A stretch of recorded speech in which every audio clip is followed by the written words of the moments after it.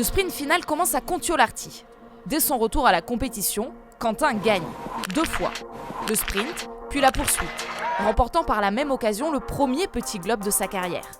Au général, il accroît encore un peu plus son avance.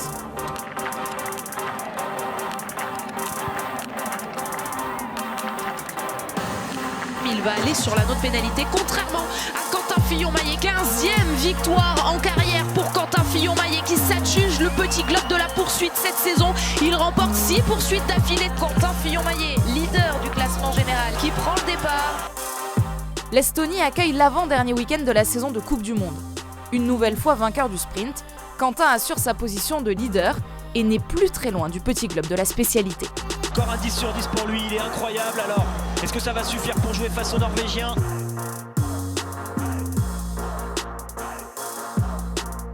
À 3 courses de la fin de la saison, la Mastart d'Otepää peut déjà sceller le général. Si Quentin termine parmi les 23 premiers de la course, il décroche le gros globe.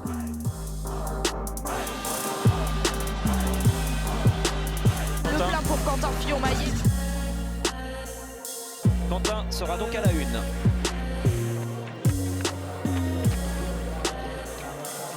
Elle sent bon, cette victoire pour Vetle Christiansen qui pour l'accompagner sur le podium. Vetle Christiansen est sur un nuage ce jour-là. Quentin termine 2e, c'est officiel. Personne ne pourra le rattraper en tête du classement général. 260e départ en Coupe du Monde et cette nouvelle course pour Quentin Fillon-Maillet.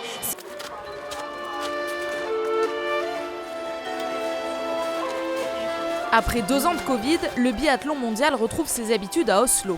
Sous les yeux de nombreux supporters français, dont son fan club et sa famille, Quentin a encore des trophées à remporter. Le petit globe du sprint et celui de la Mastart. Comme chaque matin, les techniciens sont les premiers sur le pont.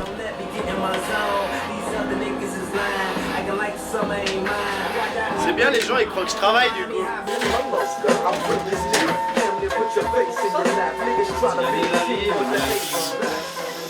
Allez, en route. Ça va Fredo? Ça va bien? Chaque jour de course, et 8 ou 12 paires, ça dépend, les avant-veilles. Ça dépend de l'évolution de la neige quoi surtout. Jusqu'au bout, Quentin ne déroge pas à son rituel d'avant-course. Prendre le temps, se concentrer, garder à l'esprit ses objectifs. La fin de saison approche, mais l'heure n'est pas encore à la décompression. Quentin l'assume, il veut gagner, encore. Un peu fatigué, mais ça va. Envie de gagner. 31. Jaune et rouge surtout. C'est assez dur de se remettre dedans et puis on sent la fin en même temps. Donc c'est pareil pour tous les adversaires, mais il y a ce petit truc qui rend du coup la rencontre difficile.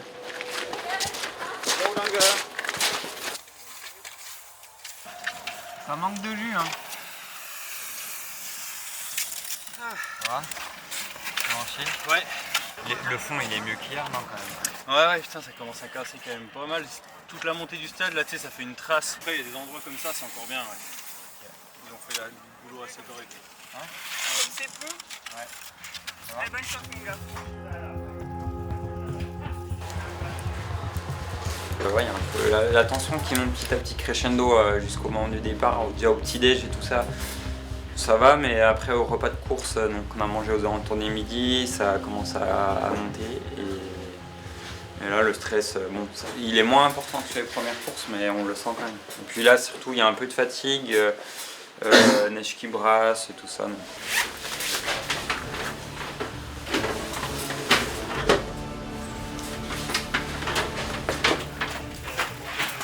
Oh, Quentin, c'est pas ta moi.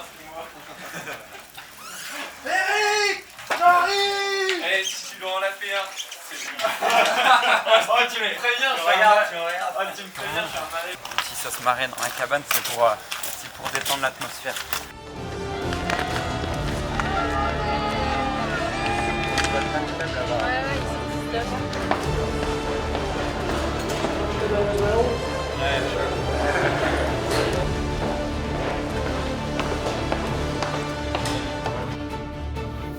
Un peu en retard sur le premier tour du sprint, Quentin s'appuie sur un tir parfait pour finalement accrocher une 2e place derrière Sturla Lægreid, particulièrement en forme sur cette fin de saison. Quentin assure le petit globe de la discipline. Deuxième place en sprint et globe du sprint. Le lendemain sur la poursuite, Quentin enchaîne. Malgré la fatigue, il monte une nouvelle fois sur le podium et partage sa joie en direct avec ses parents.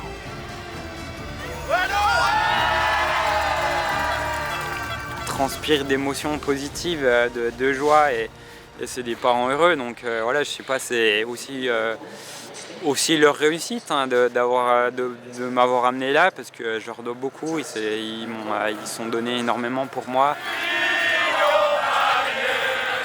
Ça, c'est du fan club.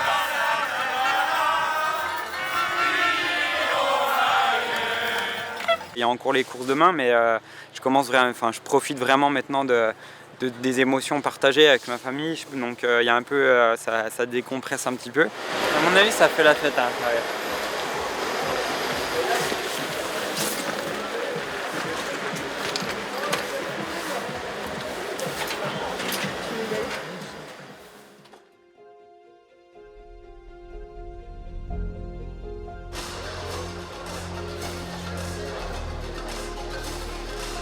C'est de la faute de personne. Si Quentin, c'est de la faute de l'une personne. Ça manque un peu de matière. Là, c'est dans la boîte quand même.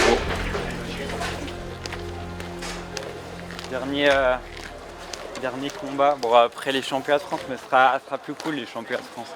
C'est bien, je me pose pas de sac dans la première bosse. Derniers instants de cette saison hors norme. En l'absence de Bénédicte Doll, concurrent direct dans la course au petit globe de la Mastart, les chances de Quentin sont sérieuses.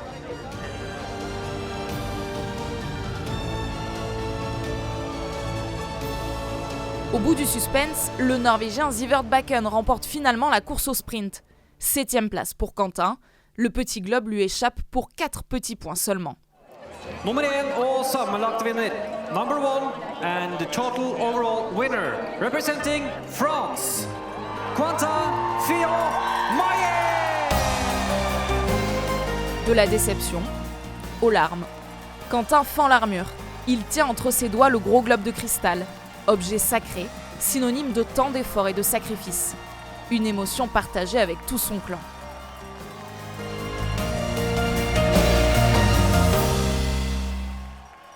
C'est beaucoup d'émotions, très émouvant.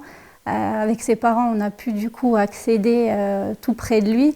Et juste avant qu'il lui remette le globe, on s'est retrouvés tous les 4, on s'est serrés dans les bras et ouais, c'était fort. C'est lourd, hein? T'as le plus gros, hein, t'as la responsabilité. Hein. Enfin, j'ai enlevé des minutes. Bien sûr, il espérait faire une belle saison, mais jamais on n'aurait imaginé aussi bien. Il s'est entraîné toujours plus, toujours à faire les petits détails, comme chaque athlète. Hein. Mais de là à faire 5 médailles au JO, les globes, non, on n'aurait pas imaginé aussi bien. Et tu penses que l'année prochaine, il va se relâcher? Non. non, il n'est pas du genre à relâcher et il fera tout pour être aussi bien, voire meilleur, parce qu'il y a encore des choses à aller chercher qu'il n'a pas eu cette année. On va aller voir ça. Ça se fait sauter ça.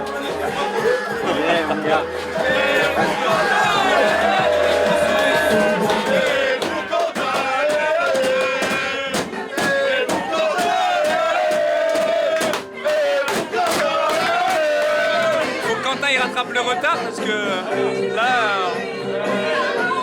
pour une fois il a du retard. Tu vois. Juste merci et Merci à toi. Et Merci à toi. on n'est pas des Allemands.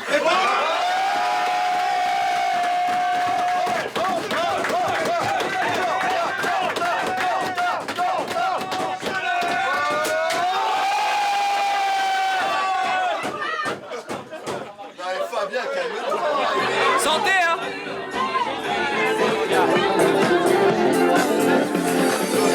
L'année prochaine, on les met tous derrière les Allemands. S'il m'appelle pour faire tout. J'en ai un petit peu. Bravo Nanas, merci. Merci à toi, Quentin.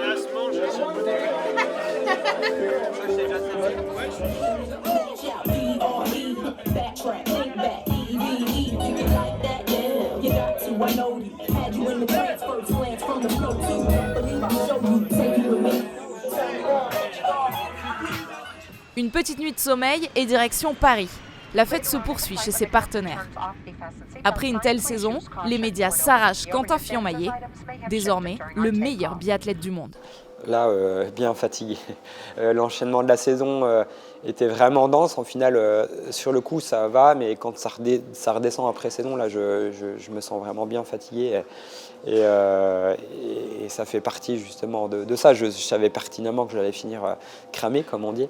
Mais ouais, non, je m'en fous, hein, comme on dit. De toute manière, le but, c'était d'arriver à cet objectif-là. Et maintenant, j'ai un mois pour récupérer ou même plus. Donc, il n'y a pas du tout de stress par rapport à ça. Mais l'implication a été vraiment importante et je vais avoir besoin d'une grosse récupération.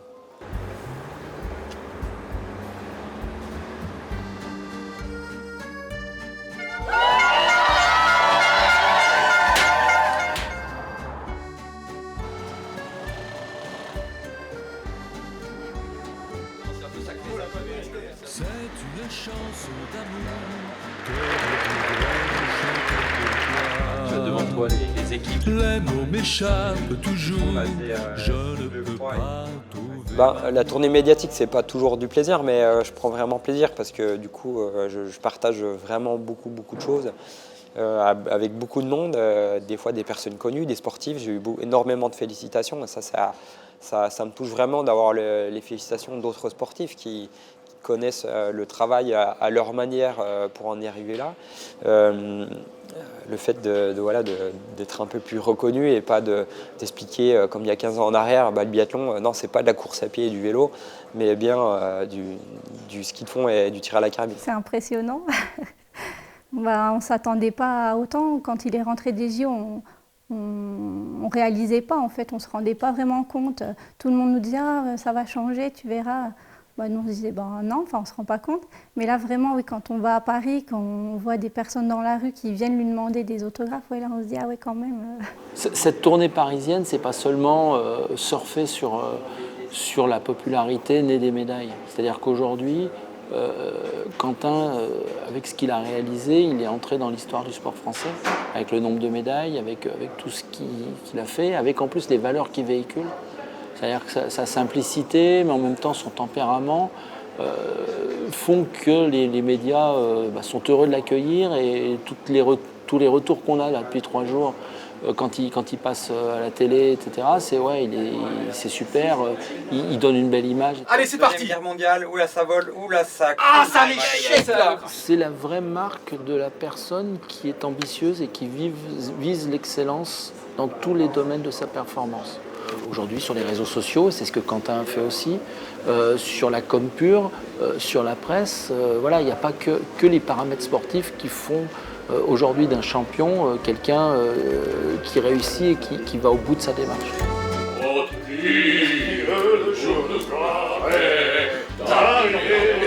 C'est drôle de mec. Toi, bravo pour tes médailles.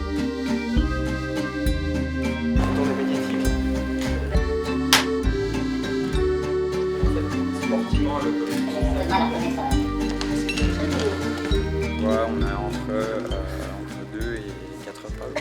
Tu te sens différent en rentrant? Tu sens qu'il y a un truc qui a changé?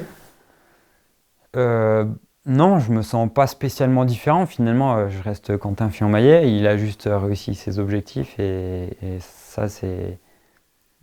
La seule différence, c'est que je ramène des médailles avec moi et tout plein de souvenirs. Et là maintenant, je m'exprime pleinement avec une tête forte, des jambes solides et puis une carabine précise.